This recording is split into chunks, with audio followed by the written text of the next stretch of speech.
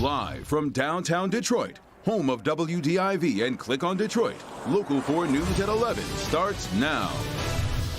After hitting 80 degrees, the local forecasters now tracking not one but two rounds of storms for tomorrow.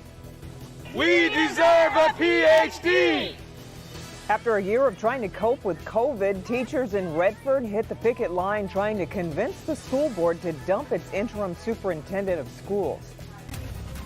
We're going to begin, though, with breaking news just in tonight from Belleville, where several cars have been hit by gunfire. At least one person was rushed to the hospital. Tim Pamplin is on the scene with the night cam. Downtown Belleville shut down at this hour as police investigate what appears to be a random shooting. 3 vehicles been shot up as they are crossing over the Belleville Bridge here. Now I'm being told one person was struck, has been transported to the hospital. All vehicles were heading into town. 94's that way. This is the bridge coming into town across Belleville Lake. This is the direction the vehicles were traveling when another vehicle pulls up next to them and starts opening fire. Thought it was fireworks at first because it wasn't that loud. But I came up here, there's a bunch of people screaming, cars zooming away. So again, to recap, police believe a random shooting on Belleville Lake, on the bridge crossing the lake here, coming into town. 3 vehicles struck by gunfire. The shooter sped away. Police are now out actively looking for him. That is the scene in Belleville tonight with the night cam. Tim Pamplin, Local 4. All right, Tim. Now to Redford, where teacher after teacher addressed the school board tonight, advocating for a change at the top. That meeting going late into the night. Our Mara McDonald is live in Redford. And Mara, has the board made a decision? Kimberly, they are still at it. No vote yet. They are 5 hours into this process. Let me show you what has happened up until this point. Take a look. 93% agree. We deserve a PhD. About 75 Redford Union teachers marched outside the board meeting tonight. Our students deserve a PhD. Pushing for the school board to hire Dr. Jeffrey Robinson from DPSCD instead of their current interim superintendent, Jason Witt. There is no accountability for several people in the district, and I'm not talking at this point teachers, I'm talking for the current superintendent, Mr. Witt himself, and other administrators. Witt has riled the union. Mr. Witt is not an educator. He doesn't know what it's like to walk in an educator's shoes. And they came out in force against him to address the board tonight. Mr. Witt treats employees unfairly and also discriminated against teachers based on their gender and race. But those who work in central administration had nothing but praise for Witt. He is honest, forthcoming, and involved. Robinson is a lifelong educator, a principal in DPSCD with expertise in math, science, and African American studies. He has multiple Teacher of the Year awards. Witt's background is administration and education. He served in human resources positions in a variety of districts, as well as OCC. He also has a law degree. Back here live, we are expecting a vote by the school board tonight over this, what has become a very contentious issue. It's already gone 5 hours. It's probably going to go substantially longer. We will update the story on clickondetroit.com. We're live in Redford Township tonight. I'm Mara McDonald, Local 4.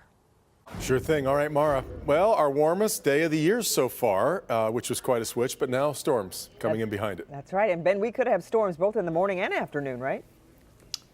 Yeah, we got 2 rounds that we're tracking, guys, but man, today was gorgeous. And believe it or not, even though we're expecting those storms tomorrow, we still could be in the same ballpark for temperatures as we finish out tomorrow afternoon. But today our high temperature was at 83 degrees, so we fell 1 degree short of that record high. You can see that record was set back not too long ago. In fact, 1962, the original record, it was tied again in the 2000s. 72 is where we sit right now. Most locations upper 60s. Look at that, 77, still holding on to that in City Airport. But we do have more rain to come as we get into tomorrow. Temperatures, you can see, are about 25 to 30 degrees warmer than what we had at this time yesterday. And we're starting out tomorrow morning. There will be showers and thunderstorms rolling in. Our first round shows up at about 9 o'clock, maybe in the west zone slightly earlier than that.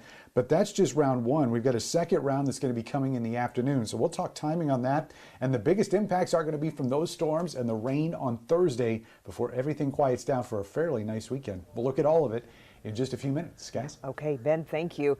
A pregnant woman is rushed to the hospital after her car slams into a fire hydrant on Detroit's east side. It happened on Queen and Seymour Street. Police say the woman's vehicle was hit by a car, causing her to crash into the fire hydrant and flood the street. That driver then ran from the scene. Neighbors say crashes like this happen too often in the area. We need speed bumps. They got them on all the streets that don't nobody speed up, but the ones that they speed, they won't give them to us. I don't know what's going on with the city, but that's my opinion. If they had speed bumps right here on Queen, it wouldn't be all them accidents that we've been having. Neighbors say they've had to replace a fire hydrant, utility pole, and stop sign because of previous car crashes in the neighborhood. The CDC today issuing new guidelines saying people who are fully vaccinated do not have to wear masks outdoors unless they're in large crowds. The CDC says most indoor activities are safe for the fully vaccinated while still wearing masks. Here at home, the parent group Let Them Play Michigan is seeking an injunction to stop weekly COVID tests for school athletes. A judge heard arguments today but did not make a decision.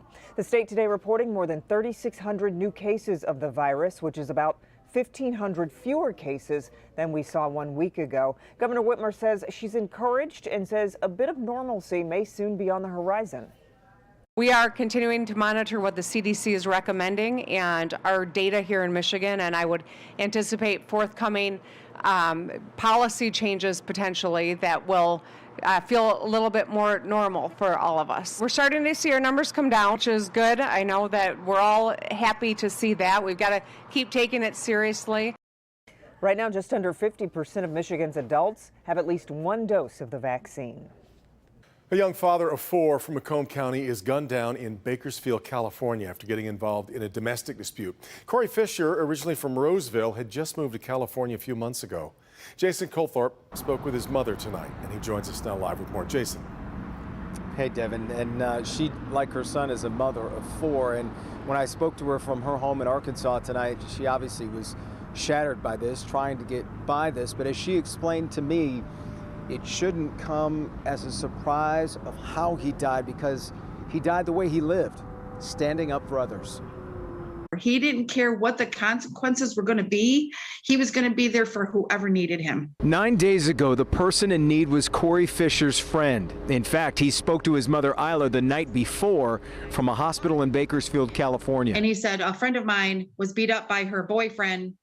And you know, Mom, I hate when men beat up on women. And I said, yeah, I know, Corey, but you need to just stick by your friend and just leave it at that. But my son is such a great protector, and it doesn't matter whether he knew you or didn't know you. It led to a confrontation the next night in a hotel parking lot. They said that a guy pulled out a gun and shot him. The 31-year-old Fisher died at the hospital. Bakersfield police have arrested 28-year-old Gary Jennings for the shooting and a 33-year-old woman as an accessory. Still kind of surreal to me.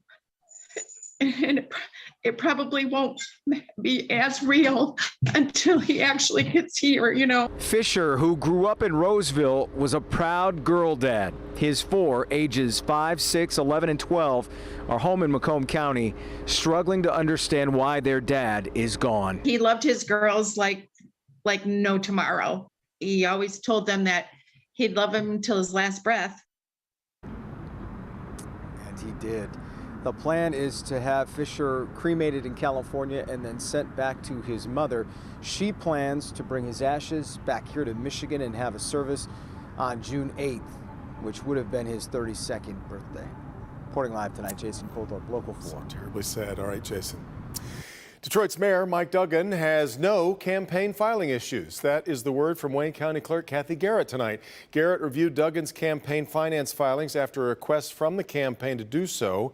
She found everything is up to date. That, of course, comes one day after, as we reported yesterday, Anthony Adams, former deputy mayor to Kwame Kilpatrick, who's running for mayor against Duggan, alleged Duggan's campaign failed to file an addendum to a 2018 campaign finance report. State Representative Jewel Jones faced a judge today in connection to a crash on I-96 in Livingston County. Jones appeared briefly via Zoom this morning for a probable cause conference. He faces several charges, including resisting and obstructing police, reckless driving, drunk driving. His attorney is now saying police were out of line for using excessive force during the arrest. Jones is due back in court on June 30th for a preliminary exam. A former assistant superintendent pleads guilty to obstructing a federal investigation. 46-year-old Deanna Barash was paid $6,500 from a vendor while working as the assistant superintendent of Northville Public Schools. She later admitted deleting emails when her financial relationship with the vendor was under investigation. Her latest job was with West Bloomfield Schools, which she resigned last month. She faces a maximum of 10 years in prison. Still ahead, DoorDash is giving restaurants more control over the fees it charges. How that change will impact how much customers pay to use the popular delivery app coming up.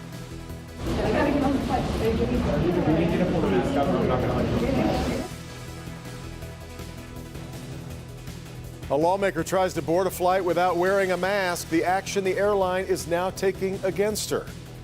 But first, a Michigan boy is on life support after being shot by a BB gun. He may or may not ever walk, talk, or come off the ventilator. His family is opening up about how he went from being able to talk after it happened to being unresponsive in the hospital. Next.